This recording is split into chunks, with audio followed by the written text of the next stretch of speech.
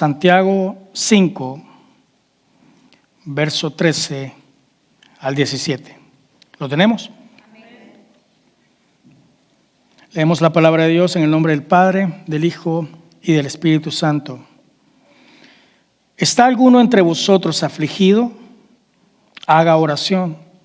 ¿Está alguno alegre? Cante alabanzas. ¿Está alguno enfermo entre vosotros? Llame a los ancianos de la iglesia y oren por él, ungiéndole con aceite en el nombre del Señor. Y la oración de fe salvará al enfermo y el Señor lo levantará. Y si hubiere cometido pecados, le serán perdonados. Confesaos vuestras ofensas unos a otros y orad unos por otros para que seáis sanados. La oración eficaz del justo puede mucho. Elías era hombre sujeto a pasiones semejantes a las nuestras y oró fervientemente para que no lloviese, y no llovió sobre la tierra por 3 años y 6 meses. Cerremos nuestros ojos. Gracias te damos, Señor, por tu palabra en esta tarde. Gracias, Señor, por permitirnos, Señor, el aprovechar, Señor, ser guiados por tu Espíritu Santo. Que esta palabra, Señor, haga, Señor, resonancia y que no solo seamos oidores, sino hacedores también, Señor, de tu palabra. Habla en nuestros corazones, habla, Señor, conforme tú deseas, Padre, en el caminar de cada uno de nosotros. En el nombre de Jesús oramos. Amén. Puede tomar su asiento.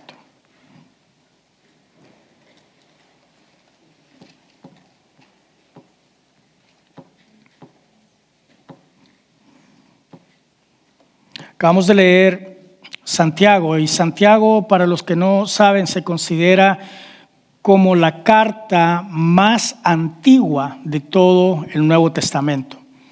Se dice, algunos escritores, que Santiago fue escrito en el año 48 después de Cristo.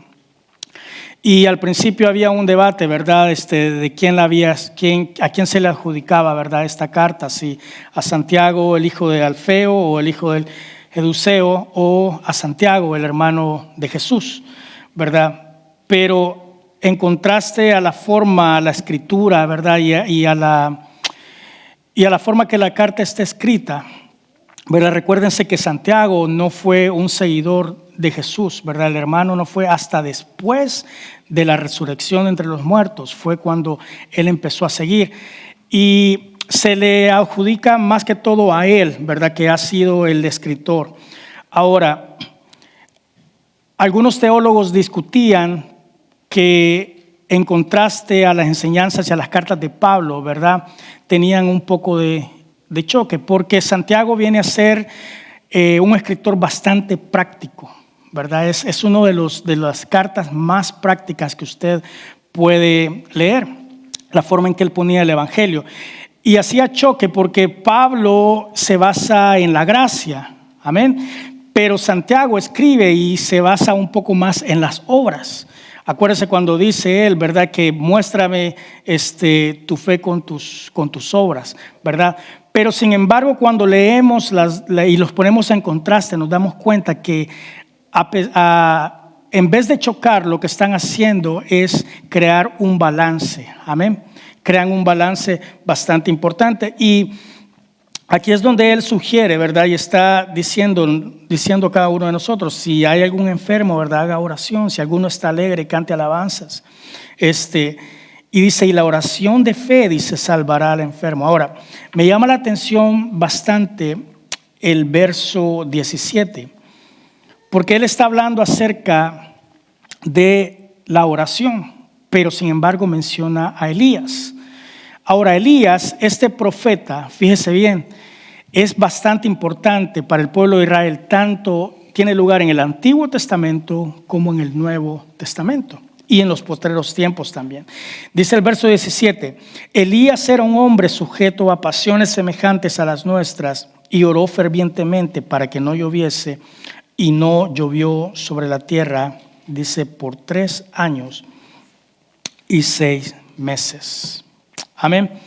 Ahora, fíjense, es interesante que Elías Si usted lee la historia de este hombre, hizo milagros, resucitó muertos, provocó sequías, lluvias, pero la Biblia también señala que era un hombre sujeto a pasiones semejantes a las de nosotros. Es decir, lo primero que la Biblia nos menciona dice, y él era un hombre. Es decir, nos está poniendo prácticamente, muchas veces vemos a Moisés, ¿verdad? Que se parte las aguas y decimos, wow, esos hombres de la Biblia, tantos personajes, ¿verdad? Que nos impactan. Pero fíjese que algo que me gusta es que Dios nos muestra a través de su palabra, no una versión editada de estas personas, sino que los muestra tal y como son. Nos muestra a Moisés, un hombre tartamudo que le costaba hablar. Siempre nos muestra las debilidades para que nosotros nos demos cuenta que Dios también puede usarnos a cada uno de nosotros, si disponemos nuestro corazón. Amén. Este hombre, imagínense, dice la Biblia, que oró fervientemente, dice, imagínense, y logró contener los cielos, que no lloviese y no llovió sobre la tierra por 3 años y 6 meses. Ahora, cuando la Biblia menciona y dice que era sujeto a las pasiones, prácticamente se refiere a que era un hombre que era apasionadamente emocional. Eso es lo que significa. Hemos hablado anteriormente acerca de nuestros sentimientos, ¿verdad? Y hoy vivimos en un mundo donde se está levantando, ¿cómo podría explicarlo? Más lo que sentimos, más de lo que es la palabra de Dios. Cuando una persona trata de discutir algún argumento, la persona siempre se va a referir más que a los valores, más que a cualquier otra cosa, siempre se van a referir a los sentimientos. Es que yo me siento así, es que yo no quiero ahorita escuchar de Dios porque yo me siento y esto. Ahora, antes hemos hablado acerca de las emociones. Las emociones y los sentimientos cambian. Y no podemos tomar decisiones en base a nuestros sentimientos. Porque hoy nos sentimos de una forma, el día de mañana usted se siente completamente diferente. Amén. Y usted dice, ¿qué es lo que siento en mi corazón? Dice la Biblia, engañoso es el corazón. Amén. La Biblia nos da un panorama, ¿verdad? Acerca de, si usted va a Primera de Reyes 19, ahí va a encontrar usted uno de los relatos más impresionantes de las experiencias reveladoras del carácter de Elías. Usted ve a este hombre determinado que ora fervientemente, que es usado por Dios. Pero en Primera de Reyes 19 usted encuentra en realidad el carácter de este hombre. Y fíjese que después de salir victorioso, ¿verdad?, de un encuentro con los profetas de Baal, después de haber ordenado la muerte de 450 de estos y haber provocado sequías, lluvias y después de haber avergonzado incluso al rey mismo, ¿verdad?, nos encontramos a un hombre que ha visto la gloria de Dios, que ha visto el fuego de Dios, que se ha dado cuenta que nada es imposible para Dios. Pero de repente hay un contraste. Se encuentra acá atemorizado por las amenazas de una mujer llamada Jezabel. Una mujer que después de ver lo que Dios había hecho, manda una amenaza y solo con unas palabras ella dice que mañana él iba a estar muerto. Y eso empezó a provocar en él un temor, un miedo tan grande. Y este hombre dijo, pues yo no voy a esperar a ver si es cierto, ¿verdad? Y comenzó a huir. Dice la palabra de Dios que huyó como un día.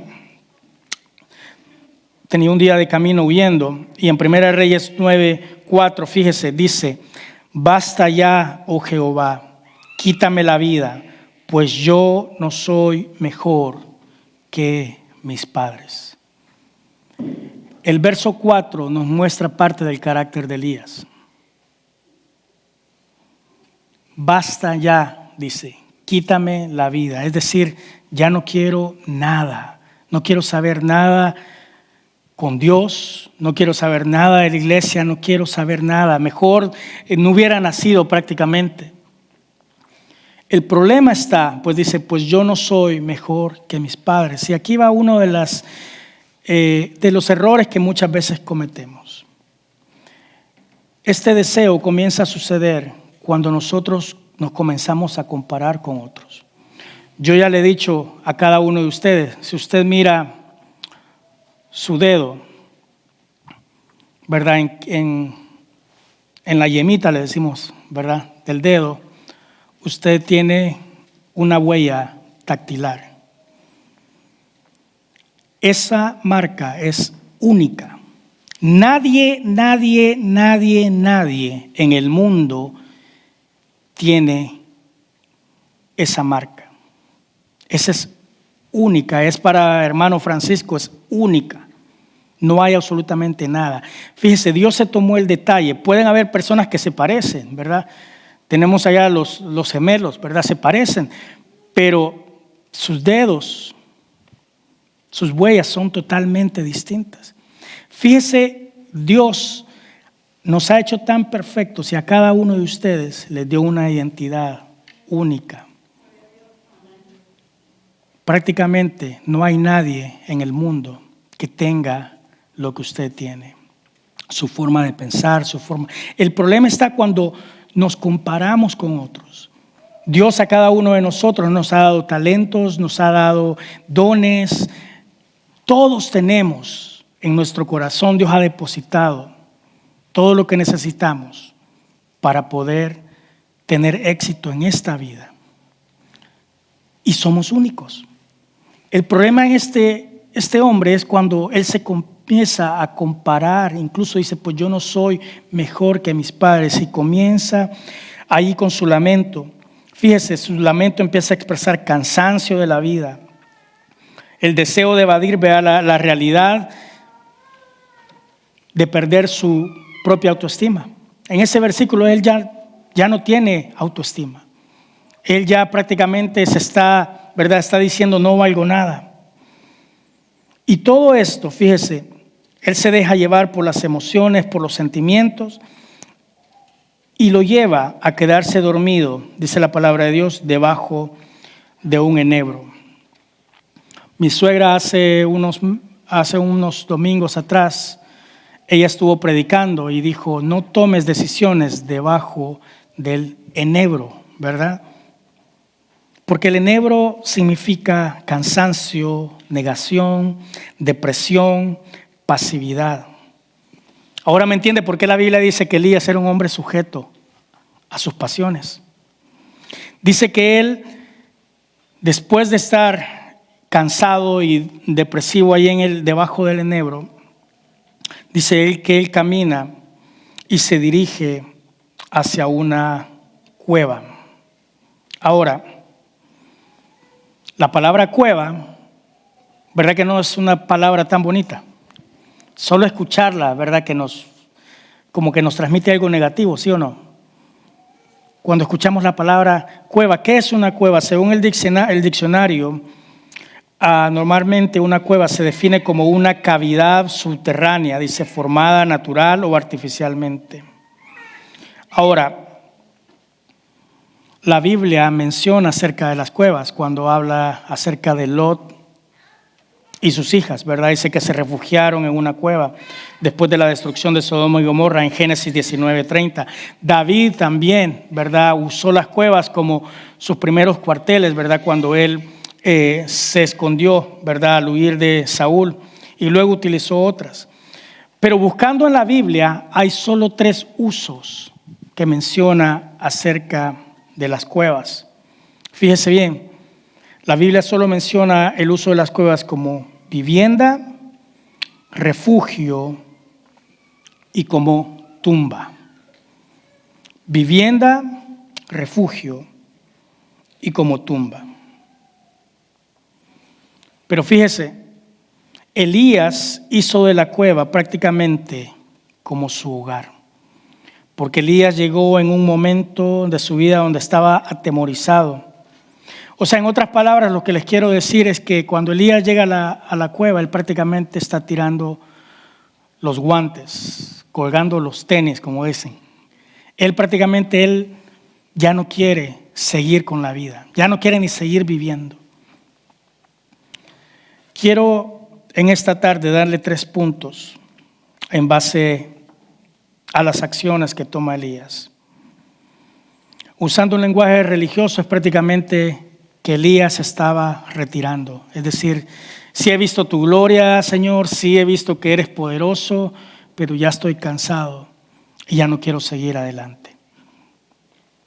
Ahora, el punto número 1, fíjese bien, es que Dios conoce nuestra condición.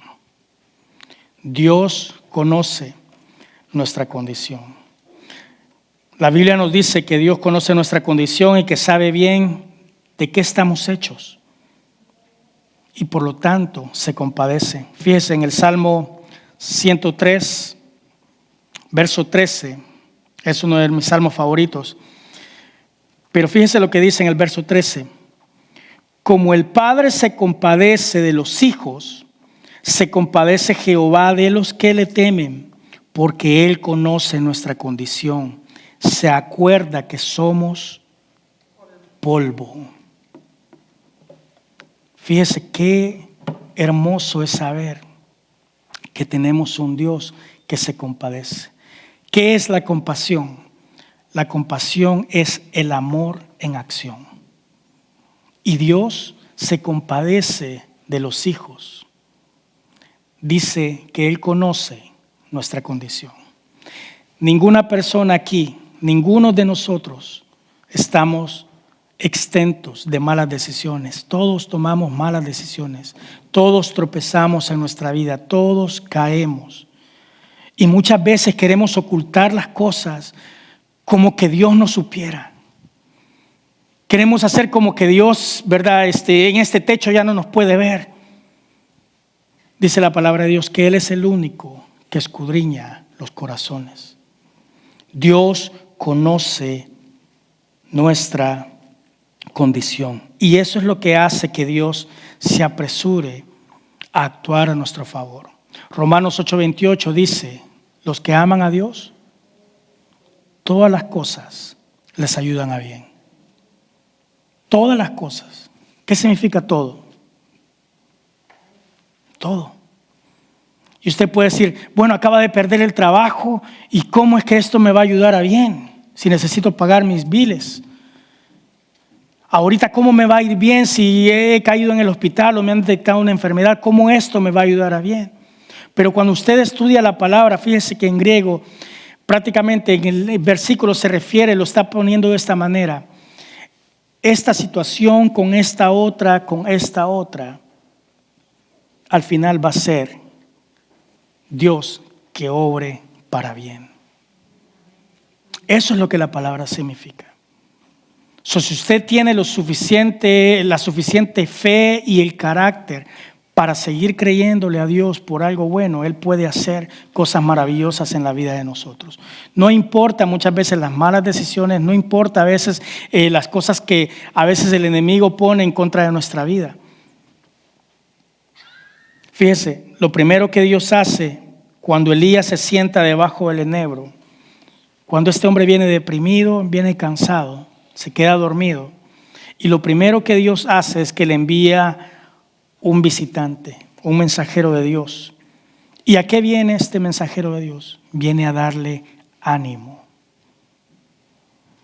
No lo viene a condenar, no le viene a decir, bueno, ¿y qué pasó? Acabas de ver fuego caer del cielo y ¿qué te está pasando? ¿Verdad? Y comienzan a regañarlo. No, dice la palabra de Dios que vino el ángel y empieza a darle ¿qué? Ánimo.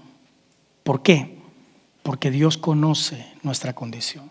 Allá afuera o a veces en el mundo, la misma familia o a veces la gente de la misma iglesia, muchas veces en vez de darnos una palabra de ánimo, comienzan a reprocharnos y comienzan a hacer como el enemigo, ¿verdad? Acusarnos y acusarnos. Sin embargo, usted recuérdese, a quien le debemos la vida, a quien le debemos todo lo que tenemos, al único que usted se tiene que preocupar de agradar es al de arriba, es al Dios Todopoderoso. Él es el único. Lo primero que el ángel hace es darle ánimo, ¿verdad? La palabra de Dios dice en Hebreos 1:14 que los ángeles, dice, son espíritus ministradores enviados para el servicio a favor de los que serán herederos de salvación. Es decir, que los ángeles están mandados por Dios muchas veces para el cuidado de sus hijos. Muchas veces, ya lo he repetido anteriormente, usted dice, bueno, había un accidente en tal lugar y usted se pone a reclamar, ¿verdad? Que por qué va tarde usted, ay, Dios mío. Y nos ponemos a enfurecer. Fíjese que yo estaba leyendo en esta semana acerca de lo que pasó en el 9/11 en las Torres Gemelas, ¿verdad? Hicieron una pequeña reunión e invitaron a las personas que por alguna razón no acudieron ese día al trabajo para que ellos compartieran las experiencias, ¿verdad? Cómo se sentían, ¿verdad? Qué afortunados estaban ellos de estar con vida. Y comienza una gran lista, ¿verdad? Comienza una persona a contar su experiencia, que no llegó al trabajo porque prácticamente se echó el café en la camisa, ¿verdad? Y tuvo que irse a cambiar y no alcanzó, perdió prácticamente el tren, ¿verdad? Otros, que el taxi se atrasó. Otra persona empezó a contar que su carro no prendía. Había dejado las luces encendidas y no prendía el carro. Otra mujer que tenía, en esos días iba a dar a luz. Pero el que más me impresionó fue de un señor que dice que se le había irritado, le había salido una ampolla y él iba caminando y dice que no aguantaba y dice que él prefirió pasar primero a comprar unas curitas, ¿verdad? Para ponerse. Y fíjese, eso, solo detenerse unos momentos, ¿verdad? Cuando él ya quiso ir, ya no podía llegar a su trabajo por el tráfico y por lo que estaba pasando, ¿verdad? Y yo me doy cuenta y me empecé a preguntar y digo, fíjense muchas veces las cosas que pasan, ¿verdad? Y no nos damos cuenta que es Dios muchas veces guardándonos, porque Dios tiene un propósito con cada uno de nosotros todavía. La próxima vez que algo pase, no se frustre ni comience a enojarse cuando las cosas, los niños no se apuran y están ahí y usted reclama, apúrense, y empiezan a gritar, ¿verdad? Y a regañarlos. Muchas veces dése cuenta que a veces es Dios trabajando en muchas situaciones de nuestra vida para protegernos. La próxima vez piense y dése cuenta, dice la palabra de Dios, que los ángeles ministradores son enviados muchas veces a favor de los que serán herederos del reino. O sea, Dios conoce, hermano y hermana, cuando usted está cansado, cuando usted está deprimido, cuando usted está angustiado, angustiada. Dios conoce nuestra situación, pero aún así siempre Dios nos manda una palabra de ánimo. Dios muchas veces usa a una persona o a dos personas, aunque no conozcan su situación, pero le dan una palabra de ánimo. Amén. Para hacernos saber que Dios está contigo. Es más, Jesús dijo, ¿verdad? Que era necesario, dijo, les conviene que yo me vaya para que venga el Espíritu Santo. Amén. Él es el que los guiará, Él es el que el Espíritu Santo los guiará en sus vidas. Y fíjese, no solamente el ángel se le aparece y le da palabra de ánimo, sino que no mandan a cualquier ángel, sino que mandaron a un ángel cocinero. Dice la palabra de Dios que le hizo comida. Y esto me lleva al punto número 2. Fíjese, el punto número 1 es, Dios conoce nuestra condición. Dios conoce nuestra condición. Y el número 2, Dios conoce ¿el qué? Lo que te hace falta. Dios sabe lo que te hace falta. El título de este mensaje se llama Sal ¿de qué? De tus excusas. Dios conoce lo que te hace falta. Fíjese, Dios no solamente conoce, hermano y hermana, dónde usted se está escondiendo. también conoce lo que nos hace falta. Y aún así la palabra de aliento, fíjese, del ángel es: levántate y come, porque largo camino te resta. Dice la palabra de Dios que cuando el ángel se le apareció 2 veces, la primera vez lo vio cansado, deprimido, y dice que le dio la palabra, pero lo dejó descansar.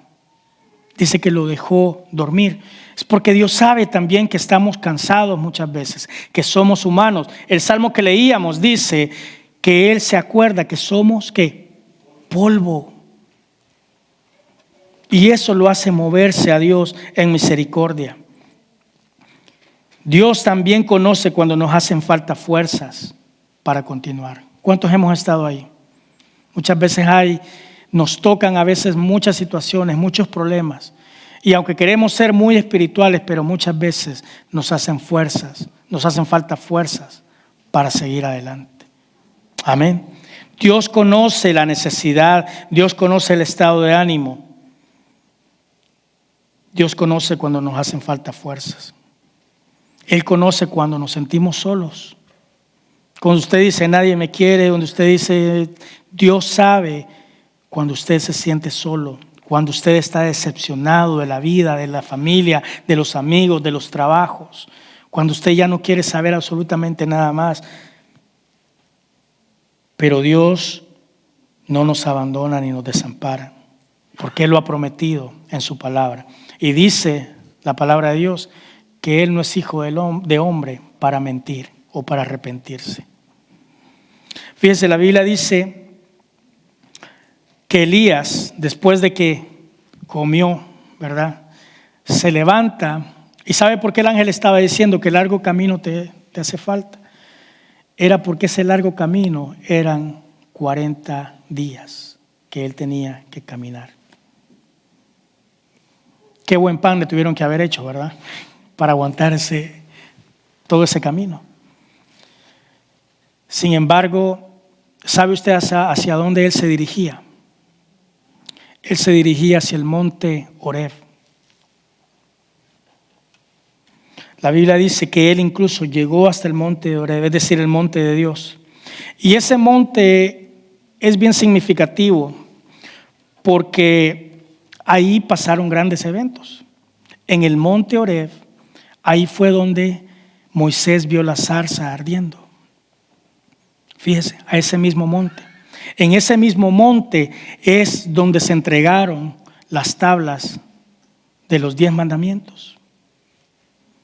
En otras palabras, es el monte de Dios.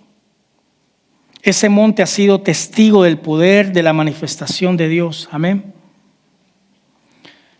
Sin embargo, la Biblia nos enseña que Elías llega y lo primero que hace al llegar a ese monte, ¿qué es? Esconderse en una cueva. Es decir, aparte de tener el consuelo de Dios, aparte de decirle, es como cuando a usted está pasando una situación difícil y le dicen, vamos a orar, sígase adelante, pero usted se vuelve a meter a la cueva una vez más. Cuando usted, en vez de renovar su fe, usted sí oran, pero usted vuelve a su misma situación. Muchas veces no es suficiente solo con saber lo que hay que hacer. Elías sabía que tenía que seguir hacia adelante y sigue hasta el monte Horeb, pero algo estaba pasando en su vida y en su corazón que él comete una vez más el error de esconderse. Amén.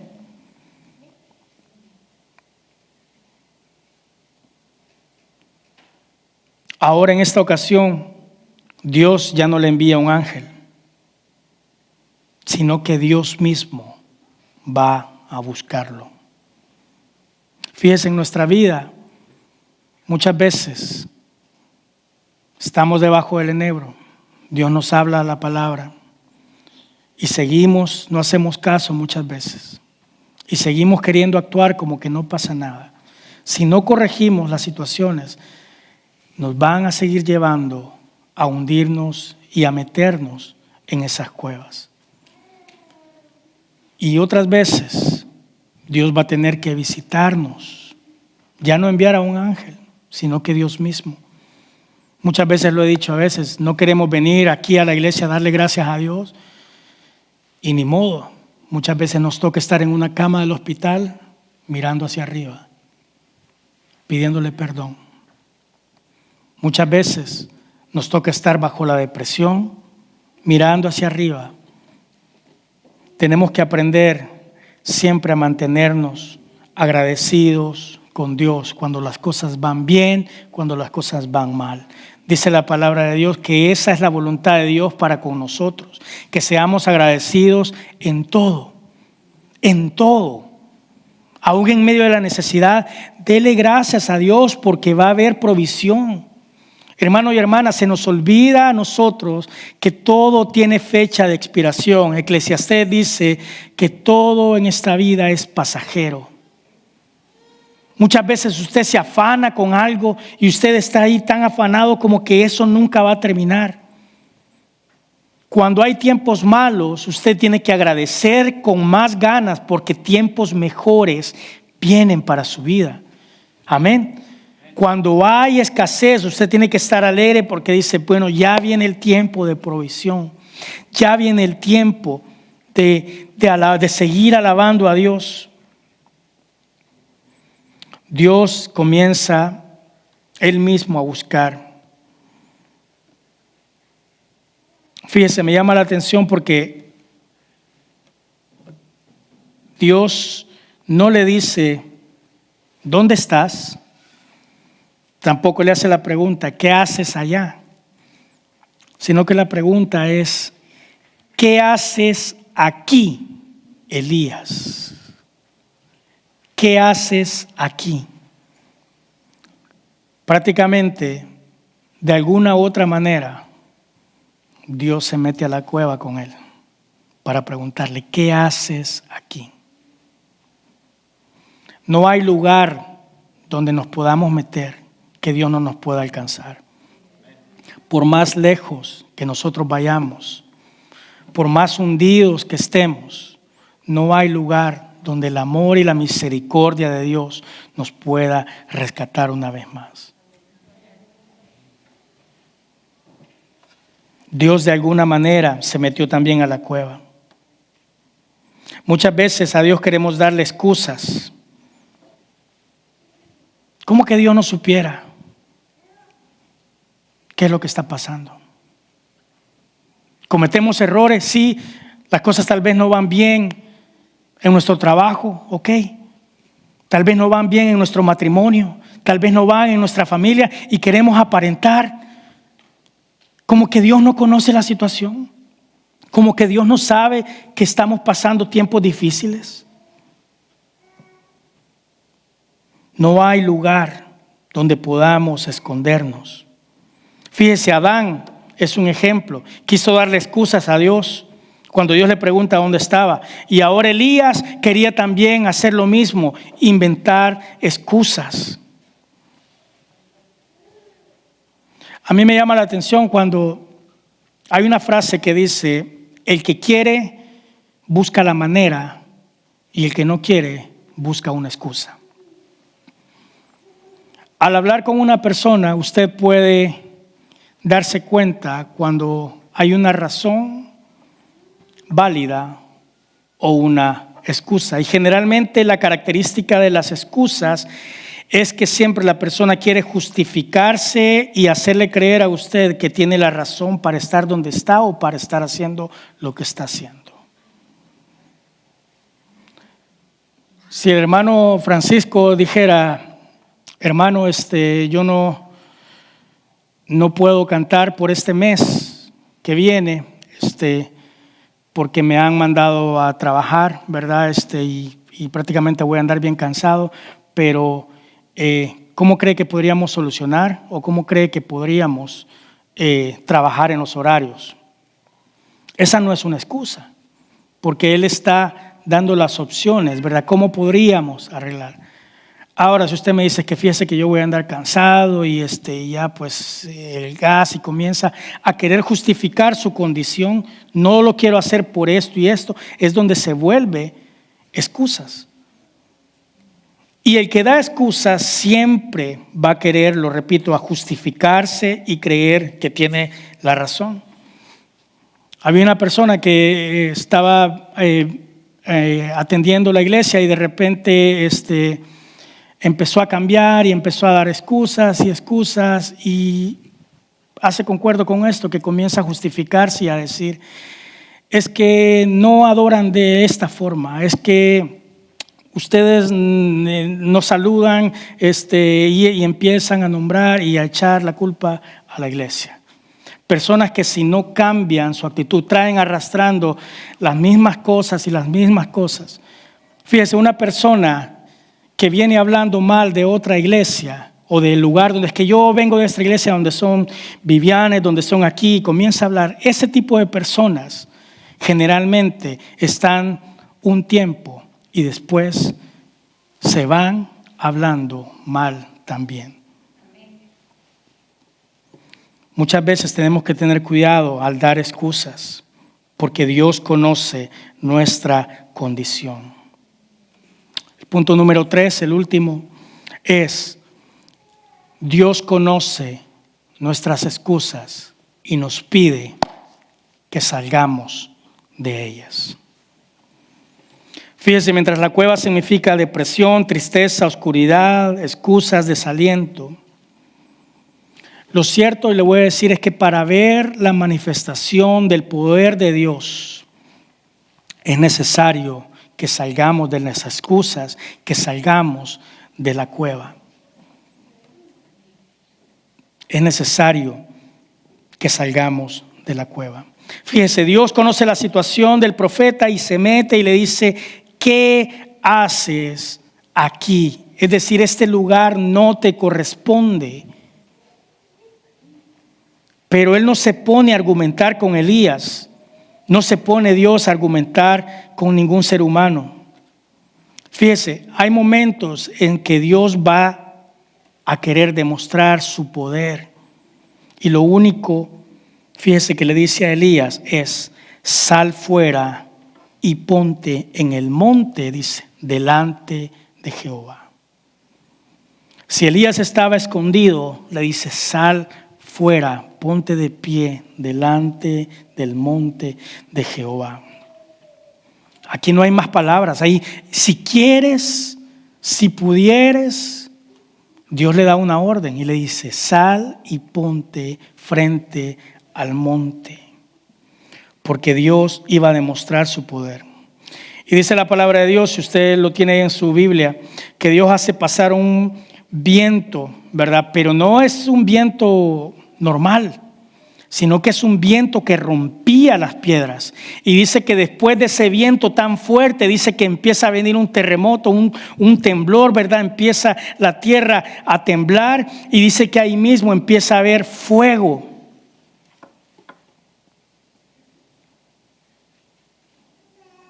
Pero dice la palabra de Dios que en ninguna de las manifestaciones estaba la presencia de Jehová. ¿Sabe lo que significa? Era Dios demostrándole su poder, pero véalo de esta forma, véalo de otro ángulo. ¿Qué significa el viento? ¿Qué significa el fuego? El temblor, un terremoto. ¿Qué es lo que hace? ¿Qué es lo que hace usted en esas tres situaciones? ¿Qué pasa cuando la casa de ustedes agarraría fuego? Si apenas la cocina, ¿verdad? Cuando yo trato de hacer un huevo y comienza a hacer llamas y sale mi esposa corriendo. ¿Qué estás haciendo, verdad? No, pues un huevito picado, pero no se aflige uno cuando... Yo en una de mis experiencias a los... ¿Cuántos años tenía? Quiero ver. No, cuando... No estoy hablando aquí, cuando estaba experimentando con fuego. Creo que tal vez unos 8 o 10, por ahí más o menos. Me encontré una cajita de fósforos y empecé a prender fuego a un papel de diario y veía cómo se quemaba. Y yo tenía unos muñequitos, ¿verdad? Unos de plástico, no sé si algunos se acuerdan de unos caballitos y venían unos vaqueritos y unos indios, ¿verdad? De plástico. Entonces en mi mente se me ocurre, ¿verdad? Habían unas piedras ahí y que los inditos iban a prender un fuego, ¿verdad? Antes que vinieran los caballos con los vaqueros. Y que agarraba el papel y prendía, yo veía el fuego y jugaba mientras duraba ahí el fuego, ¿verdad? Después se me ocurre, ¿verdad? Empezar a cortar, ¿verdad? Las cabecitas de los muñecos y cambiarles de color, ¿verdad? Pero como no había experimentado la pega, ¿verdad? El fuego lo derretí un poquito y lo pegaba. Y ahí estaban los muñecos todos mal hechos, pero les cambiaba de colores, ¿verdad? La cosa es que lo fui llevando de un nivel a otro nivel, ¿verdad? Había una piedra creo que tenían guardada ahí una piedra de moler frijoles, ¿verdad? Y los metía ahí en el fuego, ¿verdad? Bien en lo oscurito y eso. Y me gustaba eso y lo llevé al siguiente nivel, que me fue a la segunda planta de la casa. Y en el techo habían unas láminas con madera y todo eso. Y se me ocurre poner fuego, ¿verdad? Y dije, no, pues voy a hacer ahí, siguiendo con mi imaginación la película, ¿verdad? La cosa es que el fuego comenzó a agarrar la madera del techo. Y ya no era un fueguito así, sino que empezó a prenderse el fuego ya bien grande. Y que bajo yo, ¿verdad? Y agarro, creo que eran unas botellitas así como el Sony D, y comenzaba y salía corriendo y le echaba un poquito. Y me regresaba. Y había una señora que nos estaba cuidando, ¿verdad? Y nos decía, ya tiene que venir a comer. Y estábamos almorzando. Y yo me voy a almorzar y no le digo nada. Y le digo, creo que se llamaba Juana, la señora. Niña Juana, ahí hay una casa que se está quemando, le decía. Decía, coma. Y yo afligido. La cosa que cuando yo voy a ver, dejo la sopa así y voy a ver, eso ya era ya un incendio prácticamente. Y comienzan mis hermanas y todos comenzamos que con mangueras y la señora, pues era una señora mayor de edad, ella diciendo, yo voy a agarrar mis cosas y ahí se van a quedar y esto, y nosotros afligidos. Al final no me recuerdo cómo lo pudimos apagar, ¿verdad? Sí me acuerdo cuando llegaron mis papás, pues ya sabe cómo me fue por haber prendido fuego a la casa.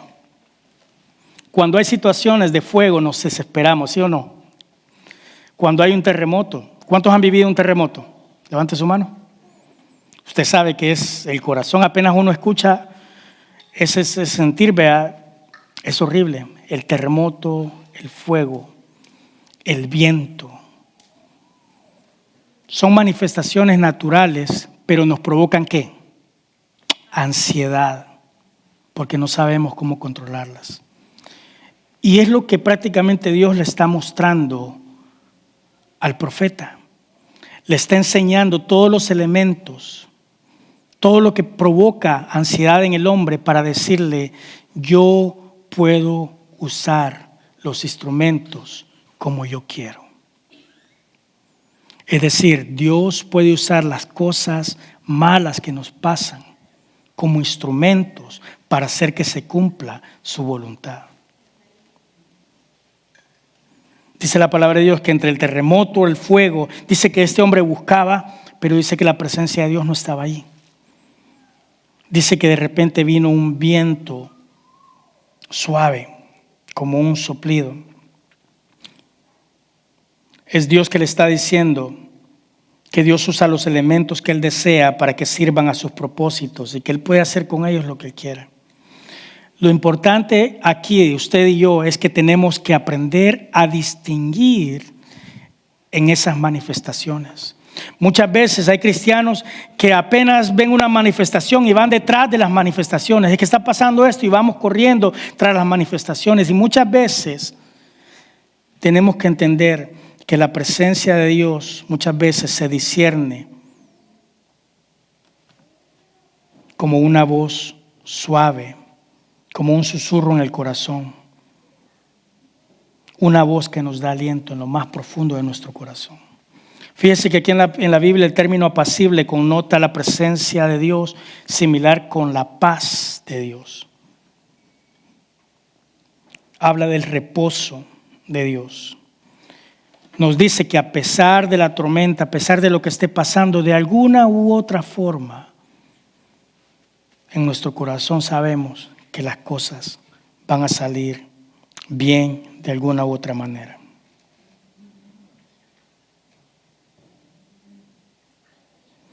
Todos vamos a pasar por situaciones difíciles. Todos en esta vida vamos a pasar por momentos de desánimo.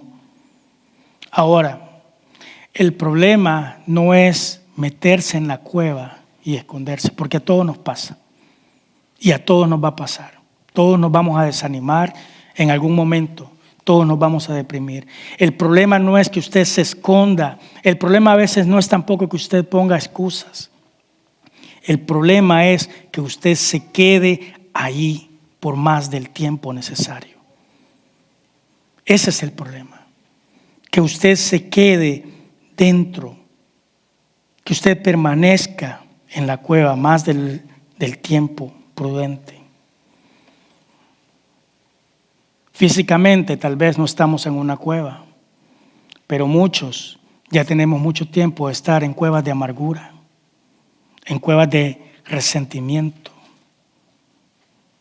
en cuevas de celos, de peleas. Muchos estamos permaneciendo en nuestras propias cuevas de rencores, de malas decisiones. Y en esta tarde yo le quiero animar a usted a que salgamos de ellas. Muchas veces vamos a tener que salir y las cosas van a empezar a suceder, esas manifestaciones tal vez como el terremoto, como el viento, como el fuego. Pero si usted tiene fe y se mantiene delante del monte de Dios, delante de su presencia, usted va a poder experimentar el reposo de Dios en su vida. Tenemos que buscar de su presencia, de su protección. Uno de los salmos que me gustan también es el Salmo 37, verso 24. Cuando el hombre cayere, no quedará postrado, porque Jehová sostiene su mano. Siempre que usted caiga, recuérdese que usted no va a quedar postrado, porque Dios es el que nos sostiene. Por muy bajo que caigamos, siempre Dios nos va a sostener. Recuérdese entonces, número 1, ¿qué dijimos? Dios conoce nuestra condición. Dios conoce también ¿qué? Lo que nos hace falta. Dios sabe qué es lo que te falta. Moisés fue uno de los que puso una excusa, pero soy tartamudo. Se empezó a ver en sus defectos y dijo, pero yo no puedo ir a hablar. ¿Qué le responde Dios? ¿Qué le dijo? Déjame te toco la lengua y te quito lo tartamudo para que vayas. Déjame te sano. No. Dios le dijo, ¿quién formó tu lengua? ¿Quién te hizo? En otras palabras, yo te hice tartamudo. Yo sé lo que te hace falta. Pero aún así te estoy mandando para que te des cuenta que no es el que va, no es el que quiere, no es el que puede, sino el que Dios tiene misericordia. Muchas veces no calificamos para hacer lo que hacemos. ¿Cuántas veces, hermano y hermana, a mí me dijeron que ya era muy tarde que tocaba feo? Así, qué feo toca este muchacho. Y me hacían sentir mal. Muchas veces tuve que esperar, me quedaba horas esperando nada más para tocar unos 3 minutos que me dieran chance, porque el pianista venía tarde siempre. Y ya cuando llegaba, ya, gracias. Y ya me iba a sentar. Pero por tener la oportunidad. Sin embargo, el trabajo persistente, pidiéndole a Dios siempre. Cuando tuve mi mamá me regaló el primer piano que tuve. tanto que me encerraba yo a tocar, que las teclas se bajaron todas. Los sensores eran de hule y se bajaron todas. Yo agarraba calcetines o corbatas y se las metía debajo de las teclas para que se levantaran. Y así siempre anhelaba yo un instrumento. Y siempre iba a la iglesia donde tenían y a ver, o me iba a las tiendas, ¿verdad?, a desear un instrumento. Y era bastante difícil, en ese tiempo eran bastante caros. Es más, cuando yo me portaba mal, lo que hacía mi mamá era, ese piano le echaba llave. Lo que no supo nunca, que no le decía yo, es que mi papá cuando llegaba del trabajo, lo sacaba y me dejaba tocar por media hora. Y lo volvía a esconder. Pero la persistencia, el querer seguir hacia adelante. Yo pude haber puesto 1000 excusas. Ahora el talento que Dios me ha dado siempre se lo he dedicado y le he dicho, Señor, úsame para ser de bendición. Es importante que dejemos de poner excusas porque Dios sabe lo que nos falta. Pero más allá en el camino, Dios sabía que en algún momento se iba a necesitar la música en la obra. Dios incluso sabía que yo llegué tarde a la repartición de los cantantes, pero me dio a mi esposa. La trajo hasta allá desde Uruguay, ¿verdad? Dios sabe lo que te falta. Dios sabe ese trabajo que necesitas. Dios sabe el cambio que estás esperando en tu esposo o en tu esposa. Dios conoce cada detalle, pero ya no nos escondamos más. Seamos sinceros delante de Dios. Usted no le tiene que andar contando las cosas a la gente. Sí, entiendo, pero sea sincero delante de Dios. No permanezca en esa cueva. No permanezca en las excusas. Pongámonos de pie en esta tarde.